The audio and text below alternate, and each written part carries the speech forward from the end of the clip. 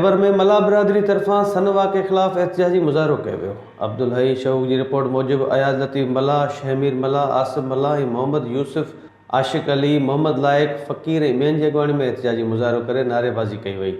इन मौक़े ते हिननि चयो त सन में ज़फ़र शाह इंसानियत जी तौहीन करे औरतुनि ऐं मर्दनि जी लाशुनि खे बेहुरमती कई आहे। इनखे कंहिं बि सूरत में क़बूल न कयो वेंदो। हिननि DIG हैदराबाद, IG सिंध ऐं हाई कोर्ट जे चीफ जस्टिस खां मुतालबो कयो त वाक़े में मुलविस जवाबदार ज़फ़र शाह ऐं TMO खे गिरफ़्तार करे कानून जे कटड़े में आणे खेनि सख़्त सज़ा ॾिनी वञे।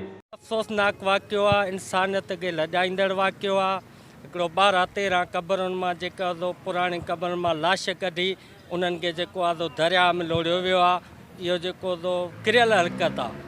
उन खां पोइ उनजो जेको आहे असांजा जेके मला बिरादरी आहे, वकील आहिनि, एडवोकेट आहिनि, उन्हनि उन ते केस दाख़िल कयो, FIR कराई।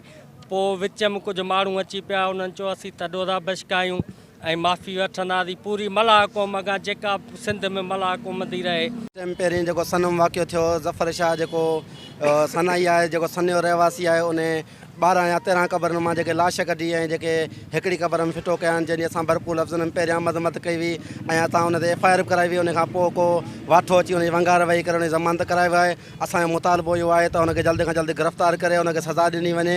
सिंध हुकूमत खे बि इहा गुज़ारिश आहे, सैयद मुराद अली शाह खे ॿुधंदो त कोन्हे। मुराद अली शाह कननि में कपा पियलंसि, गुंगो बि आहे, ॿोड़ो बि आहे। छो जो उन जी असां जेसि ताईं ॿुधो आहे त मुराद अली शाह जी ऐं विच में आयो आहे, सैयद हिन जी सैयद इतिहाद विच में आयो आहे। मुंहिंजी ॿियनि सैयद इतिहाद वारनि खे बि गुज़ारिश आहे, साईं हीअ मला क़ौम क़दीमी क़ौम आहे। एहतिजाज कयो आहे खैबर शहर में सन में जेको हिन मला बिरादर सां ज़ुल्म कयो वियो आहे, जेके क़बरुनि में लाश कढी उन्हनि खे उछलायो आहे। ज़फ़र शाह असां सिंध IG खे ऐं DIG हैदराबाद खे ऐं मुराद अली शाह साहब खे जिन खे अपील था करियूं त बराए महिरबानी हिन खे जल्द खां जल्द गिरफ़्तार कयो वञे।